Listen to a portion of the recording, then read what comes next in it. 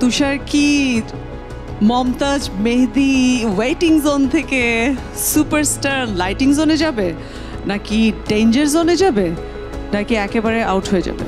সামগ্রিক পারফরমেন্স বিবেচনা করে আমরা ভেবেছি যে ওর আরও উন্নতি দরকার, অনেক অনেক নিজেকে প্রস্তুতি দরকার আছে। এইবার আর সম্ভব হচ্ছে না, আপনি নেক্সট টাইম যদি হয় সে তখন আবার চেষ্টা করবেন। ধন্যবাদ স্যার।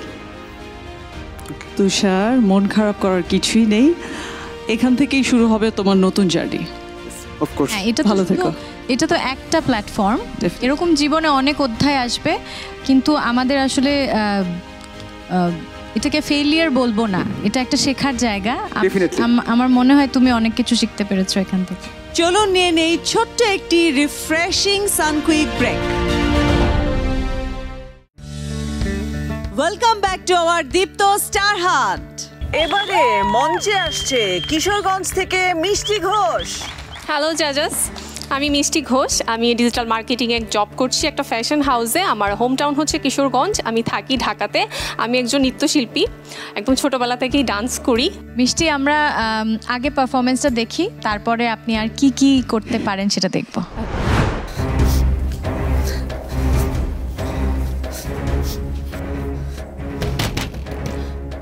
ফরহাদ, দেখেন ফরহাদ, আই এম সরি। আমি আপনাকে তখন অনেক কিছু বলেছি।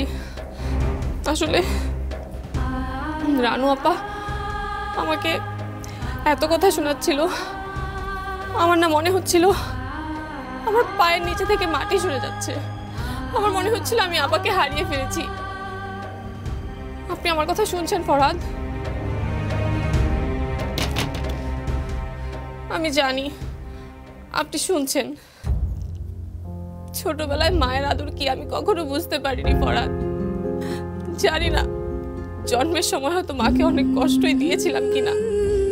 মা না সবাইকে আদর করতো, সবাইকে ভালোবাসতো, কিন্তু আমি কখনো মায়ের এই আদর পাইনি। তখন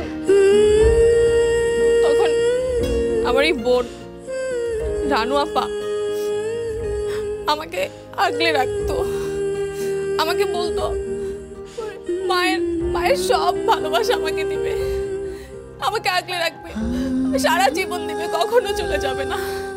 কিন্তু আমি কল্পনাও করতে পারিনি রানু আপা আমার মায়ের মতো বোন আমাকে এগুলা বলবে। আমার মনে হচ্ছিল এসব কথা শোনার আগে আমার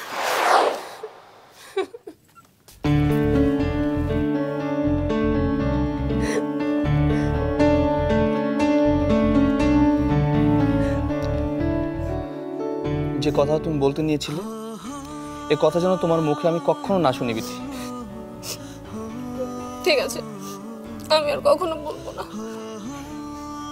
আমাদের না একসাথে লড়াই করার কথা ছিল। আমরা একসাথে লড়াই করব, আমরা জিতব। রাহাত আর রানুর মুখে আমরা আবার হাসি আনব। তুমি দেখো, সব কিছু আবার আগের মতো হয়ে যাবে। আর আমি আমার এই হৃদয়টা উজাড় করে দিয়ে আমি তোমাকে ভালোবাসবো, চলবে না?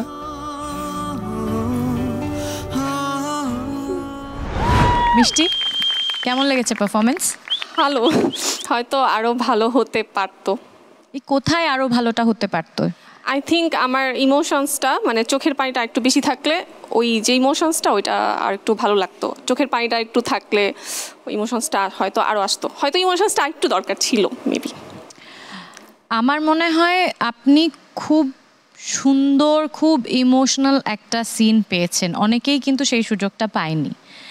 তো আপনি সেই সুযোগটার সদ্ব্যবহার আরেকটু ভালো করে করতে পারতেন, কারণ যেই জায়গাটায় কান্নাটা আমার মনে হচ্ছিল যে খুব জোর করে চোখ কুঁচকে, কপাল কুঁচকে একটা কান্না, চোখ দিয়ে পানি বের করার চেষ্টা করে চলেছেন, কিন্তু সেটা হচ্ছে না। কো অ্যাক্টর যে ছিল তার কিছুই করার ছিল না, ও খালি বেচারা বিছানার উপর বসেছিল, তারপর দরজা খুলছে, খুলে দাঁড়ায় গেছে, শেষে একটা বলছে যে আর কখনো এরকম বলবা না, তাই তো? So you outperformed him. I think it's okay performance. তো আর বেশি ইয়া না বাড়াই। আমি এখানে